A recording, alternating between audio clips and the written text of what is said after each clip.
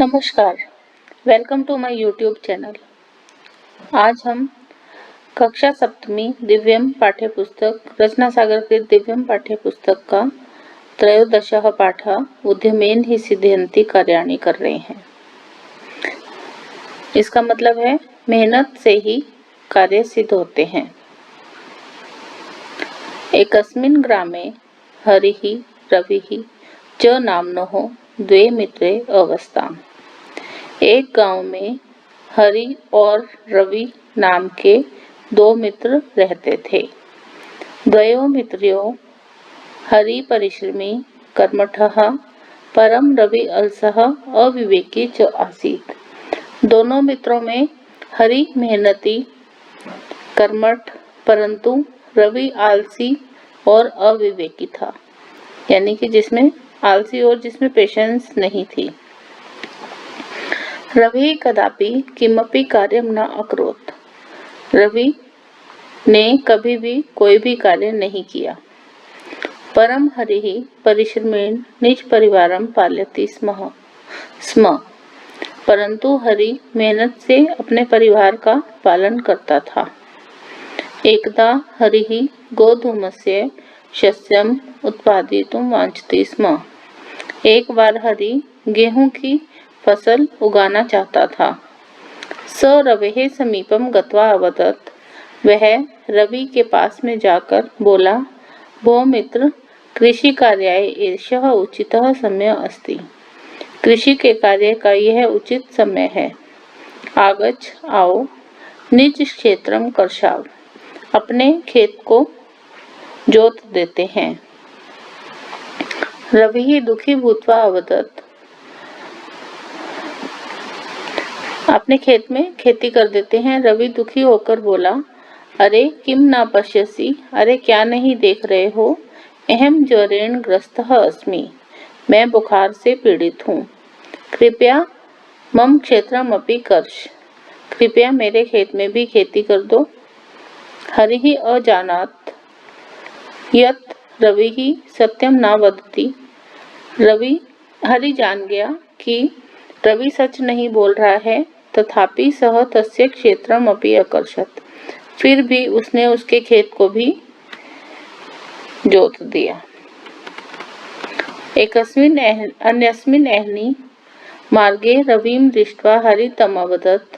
दूसरे दिन रास्ते में रवि को देखकर हरि उससे बोला, मित्र मया सह चल, मित्र मेरे साथ चलो। आवाम क्षेत्रे गोधूमस्य बीजानि वपाव। हम दोनों खेत में गेहूं के बीज बो देते हैं। रविः आलस्येन अवदत्। रवि आलस से बोला, त्वं चल अहम आगच्छामि, तुम चलो मैं आता हूँ। रवि एकाकी एव अगच्छत्। हरि अकेला ही चला गया। रवि गृहं गत्वा अस्वपत्। रवि घर जाकर सो गया। कतिपय दिनेभ्यः अनन्तरं हरि पुनः रविम् अवदत्। कुछ दिनों के बाद हरि दोबारा रवि से बोला, हे रवि, अहम तव क्षेत्रे बीजानि अवपम्। मैंने तुम्हारे खेत में बीज बो दिए हैं। मया सह चल, मेरे साथ चलो। क्षेत्राणि जलेन सिंचाव। खेत को पानी से सींच देते हैं। खेत में पानी डालना होता है सींचना। रवि प्रत्यवदत्। रवि ने उत्तर दिया, अधुना तु अहम विश्रामम करोमि। अब तो मैं विश्राम कर रहा हूँ, आराम कर रहा हूँ। तुम चलो। विश्रामम कृत्वा अहम अवश्यमेव आगमिष्यामि। विश्राम करके या आराम करके मैं जरूर ही आ जाऊंगा। एवं हरिः तस्य क्षेत्रम जलेन असिंचत्। इस प्रकार हरि ने उसके खेत को पानी से सींच दिया। कालांतरम शस्यम कर्तितुं समयः आगच्छत्। बाद में फसल को काटने का समय आ गया। उद्यमी हरिः मित्रस्य समीपम गत्वा अवदत्। मेहनती हरि मित्र के पास में जाकर बोला, हे रवि, त्वं मम मित्रम् असि, तुम मेरे मित्र हो। इत्यर्थम वदामि, इसलिए कह रहा हूँ। माँ प्रमद, आलस मत करो। पक्वम शस्यम कर्तितुम सम्यः एषः, यह पकी हुई फसल को काटने का समय है। यदि अद्य त्वं क्षेत्रे नागच्छति तर्हि श्वः वृष्टिः तव शस्यं नाशिष्यति। यदि आज तुम खेत में नहीं जाते हो तो कल बारिश तुम्हारी फसल को नष्ट कर देगी। अकर्मण्य रवि मूर्ख अपि आसीत्, आलसी रवि मूर्ख भी था। स हरिणा सह न अगच्छत्, वह हरि के साथ नहीं गया। हरि स्वशस्यं कर्तित्वा गृहम् आनयत्, हरि अपनी फसल को काटकर घर ले आया। सुरक्षिते स्थाने च व्यवस्थाप्यत, और सुरक्षित स्थान पर रख दिया। अन्येद्यु आसारः वृष्टि अभवत्, अगले दिन बारिश हो गई। रवि शस्यम वृष्टौ प्रावहत, रवि की फसल पानी में बह गई। अलसः रवि आत्मानं मुषितं मत्वा नष्टं शस्यं पश्यन् शिरः धृत्वा तत्र एव अतिष्ठत्। आलसी रवि अपने आप को नष्ट हुआ मानकर, नष्ट हुई फसल को देखकर, सिर पर हाथ रखकर वहां ही बैठ गया। सत्यमेव उक्तम, सच ही कहा गया है। उद्यमेन ही सिद्ध्यन्ति कार्याणि न मनोर्थैः, मेहनत से ही कार्य सिद्ध होते हैं, इच्छाओं से नहीं। न ही सुप्तस्य सिंहस्य प्रविशन्ति मुखे मृगाः, जिस प्रकार सोते हुए शेर के मुंह में हिरण अपने आप प्रवेश नहीं करते, उसी तरह बिना मेहनत के कार्य सिद्ध नहीं होते हैं। विशेष है, इसमें मेन पॉइंट है इस पाठ में, इकारांत स्त्रीलिंग शब्द वृष्टि शब्द के समान ही गति, मति, बुद्धि, भक्ति, भूमि, कीर्ति, दृष्टि, प्रकृति, सरसी, रुचि आदि के रूप भी चलते हैं। इसी तरह से वृष्टि की तरह ये सारे शब्द रूप होते हैं। इकारांत पुल्लिंग हरि शब्द के समान ही मुनि, रवि, हरि, अरि, अतिथि, कवि, कपि, भूपति, नृपति, गिरि आदि के रूप भी चलते हैं।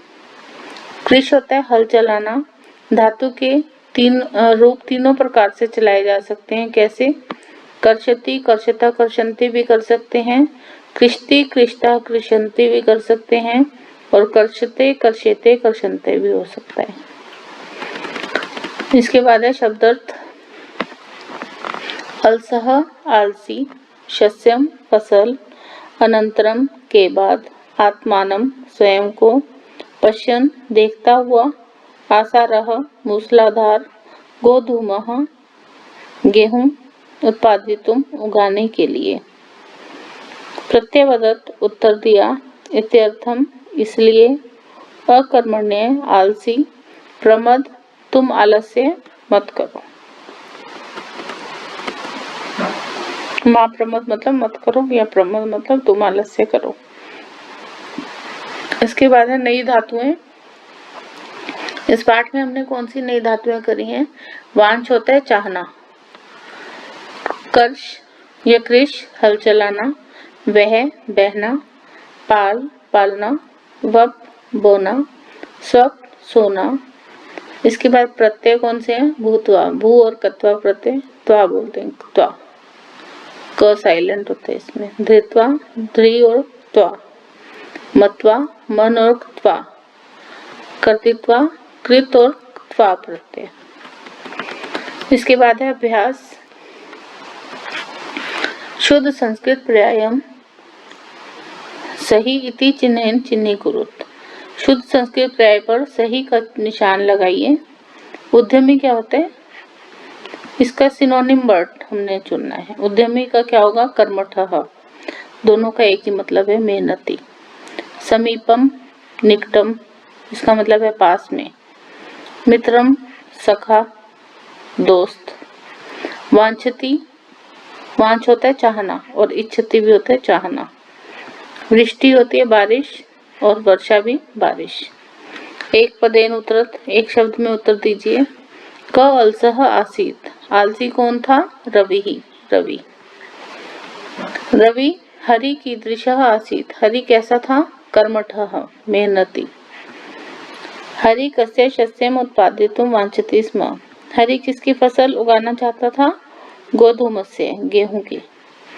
रवि केन ग्रस्तः आसीत्, रवि किससे पीड़ित था? ज्वरेण, बुखार से। हरि क्षेत्रे कानि अवपत्, हरि ने खेत में क्या बो दिया? बीजानी, बीजों को बो दिया। पूर्ण वाक्येन उत्तरत्, पूरे वाक्य में उत्तर दीजिए। द्वे मित्रे कीदृशे आस्ताम्, दोनों मित्र कैसे थे?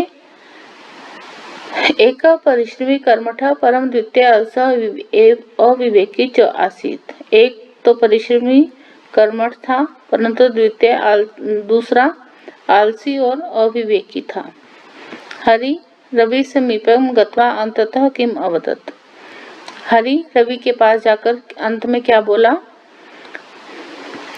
हरि रवे समीपम गत्वा अंततः अवदत्, यहाँ पर था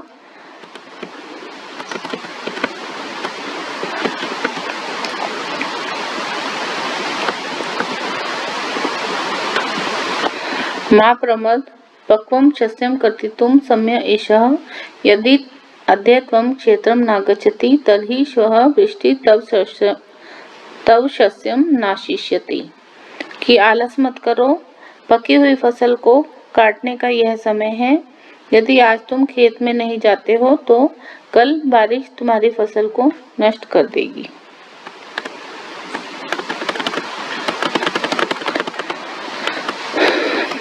हरि कृषि कार्याय क्रमशः किम किम अकरोत्, हरि ने खेती के कार्य में क्रमशः मतलब लाइन से क्या क्या किया? क्षेत्रम आकर्षत, खेत को जोत दिया। बीजानी अवपत्, बीजों को बो दिया। क्षेत्रम जलेन असिंचत, खेत को जल से सींच दिया। शस्यम अकर्तयत, और फसल को काट दिया।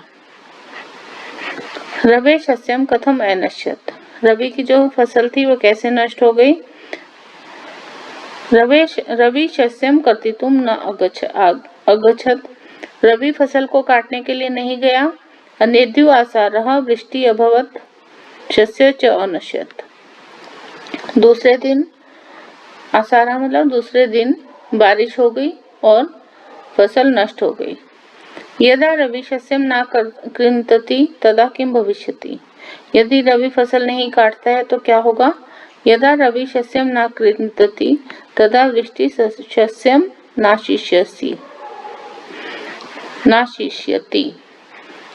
जब रवि फसल को नहीं काटता है तो बारिश उसकी फसल को नष्ट कर देती है।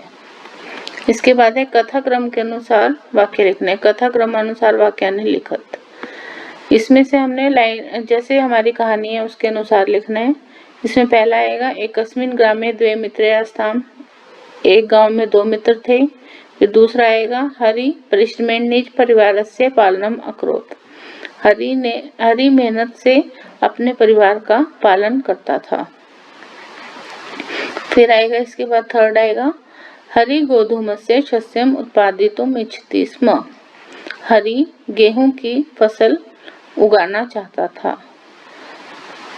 चौथे पे आएगा रवि अवदत्, रवि बोला अहम ज्वरेण पीड़ितः अस्मि, मैं बुखार से पीड़ित हूँ। फिर पांचवें पे आएगा हरि अवदत्, हरि बोला अहम तव क्षेत्रे बीजानी अवपम, मैंने तुम्हारे खेत में बीजों को बो दिया है। अधुना मया सह चल, अब मेरे साथ चलो। फिर आएगा विश्रामम कृत्वा अहम अवश्यमेव आगमिष्यामि, विश्राम करके मैं जरूर आ जाऊंगा। हरि स्वशस्यम कर्तित्वा गृहम आनयत, हरि अपनी फसल को काटकर घर ले आया। रवि शस्यम दृष्टौ प्रावहत, रवि की जो फसल थी वो बारिश में बह गई।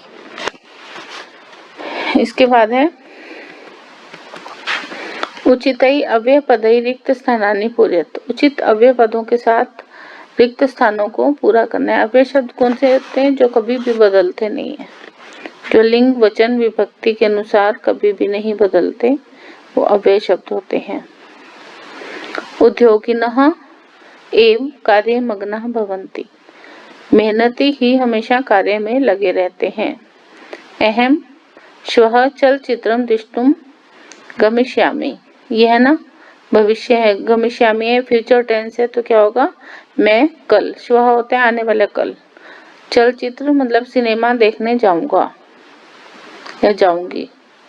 फिर इसे यहाँ होगा तत्र अनेके जनाः स्थित्वा वार्तालापं कुर्वन्ति, वहाँ अनेक लोग रुककर बातचीत कर रहे हैं। फिर यह है यदि और तर्हि एक साथ आता है, ये जोड़े में होता है युग्म। यदि परिश्रमं करोषि तर्हि सफलतां प्राप्स्यसि, यदि परिश्रम यानी कि मेहनत करोगे तो ही सफलता प्राप्त करोगे। फिर कक्षायाम तूष्णीम तिष्ठ, कक्षा में चुप बैठो। फिर है छठा प्रश्न है अधोलिखित वाक्यानां संस्कृत भाषायाम अनुवादम कुरुत, नीचे लिखे गए वाक्यों का संस्कृत भाषा में अनुवाद कीजिए। वह देशभक्त है, वह का क्या होता है सह देशभक्तः, फिर है का क्या होगा अस्ति। पिताजी पुत्र के लिए उपहार लाए, जनकः पुत्राय उपहारम, उपहार को लेना उपहारम आनयत। लोग कृष्ण लीला देखते हैं, जनः कृष्ण लीलाम पश्यन्ति। आज वन महोत्सव है, अद्य वन महोत्सवः अस्ति। माता पुत्र से और पिता पुत्री से स्नेह करते हैं, माता पुत्रे जनकः च पुत्र्याम स्नेहयतः। दो है ना माता और पिता, तो क्या होगा स्नेहति स्नेहयतः। ये हमारा पाठ पूरा हुआ। आशा है आपको समझ में आया होगा। धन्यवाद।